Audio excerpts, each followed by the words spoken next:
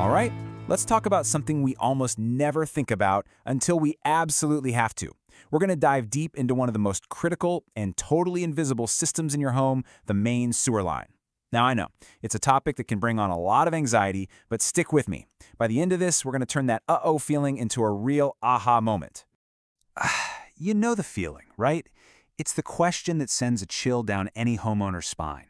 One day everything's fine, the next, the shower's a pond, the toilet's making weird gurgling noises. It feels like your whole house just stopped working. This isn't just about a little clog in one sink. It's a huge sign that the main artery of your home's plumbing might be in serious trouble. So here's the good news. A full-blown sewer disaster, it almost never happens just out of the blue. Your house usually tries to warn you first. The trick is knowing how to listen to those warnings before you've got a real emergency on your hands. These signs, they're all telling you a story. If all your drains are slow at the same time, well, that's no coincidence. It points to one big problem downstream. Hear a gurgling toilet? That's literally trapped air fighting its way past a blockage. And when you see water coming up from a floor drain in the basement, that is a major red flag. It means the system is full and has nowhere else to go.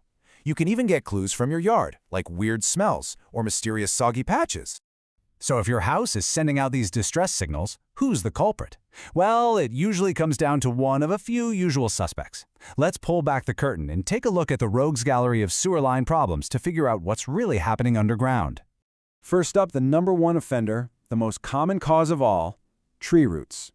You can basically think of them as clogged arteries for your house. I mean, trees are just doing what trees do. They're hunting for water and nutrients. And your sewer line? To them, it's an all-you-can-eat buffet. It's pretty amazing how persistent nature is, really.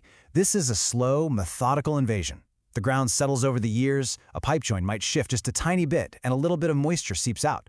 A nearby root senses this, and it makes a beeline right for it. And once it finds that tiny opening, it's game over. The root wedges its way in and just explodes into this dense web that catches absolutely everything. Okay, our next culprit is a bit more dramatic. We're talking about a full-on structural failure. See, this isn't just a clog anymore. This is the pipe itself breaking down. After decades of shifting soil, maybe the weight of a driveway above it, or even just pressure from those same tree roots, a pipe can crack, break, or even totally collapse. This one's a little sneakier. The pipes themselves might be totally fine, but the connections between them have failed. As the ground moves around, one section of pipe can drop or shift away from the next one, and that creates a little ledge. It's like a tiny dam that just sits there, catching toilet paper and waste until you've got a massive blockage.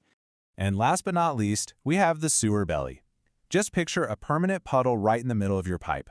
A section of the line has sagged over time, creating a low spot where water and solid waste just sit there. Gravity is supposed to be doing all the work, but a belly in the line brings everything to a screeching halt, leading to all kinds of sludge and buildup. So, with all these potential bad guys, how in the world do you know what you're actually dealing with? You can't just guess. And this brings us to the moment of truth in any sewer investigation, the camera. This is how we solve the mystery. Typically, the process is a classic 1-2 punch. First, a plumber will use a big cabling machine to basically chew through the blockage and get things flowing again.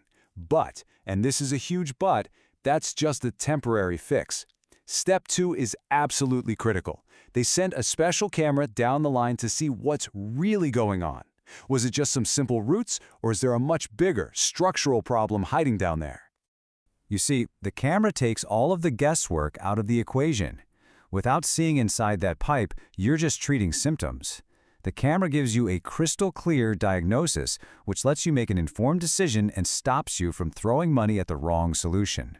So, once you have that diagnosis in hand, you're standing at a crossroads. The camera told you what the problem is. Now you have to decide how you're going to deal with it. And that choice usually boils down to two very different paths: ongoing maintenance or a major repair. And the goals here could not be more different.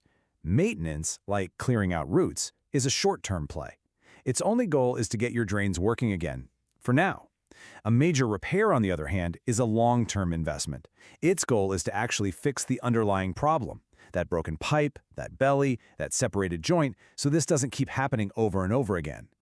Now, if you only remember one thing from all of this, let it be this: clearing roots is maintenance. It is not a permanent repair. It's like mowing your lawn. It solves the problem for today, but it does absolutely nothing to stop those roots from growing right back. And trust me, they will grow back. So, armed with a clear diagnosis and a real understanding of your options, how do you choose the right fix? Well, this is about thinking bigger than just the immediate problem. It's about deciding what's best for the long-term health and value of your home. Now, you might think the type of pipe is the big deciding factor. And yeah, it's true. Old-school clay tile pipes are definitely more vulnerable than modern PVC. But here's the twist. The material itself, it's not actually the most important part of the story. This quote from the source material really hits the nail on the head. The real secret to a trouble-free sewer line that lasts for decades isn't just about the pipe material. The secret is the quality of the original installation. A quality job is so much more than just connecting some pipes. It's about digging the trench the right way, making sure there's a perfect, consistent downhill slope for flow, supporting the pipe on a solid bed of gravel so it can't sag, and then carefully backfilling everything so it doesn't shift later. You could have the best pipe in the world, but if it was installed poorly, it's pretty much destined to fail. So, if we boil this entire thing down to one core idea, it's this.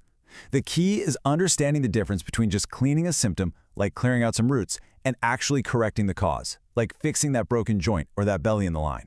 That understanding is what gives you the power to make the right call for your home.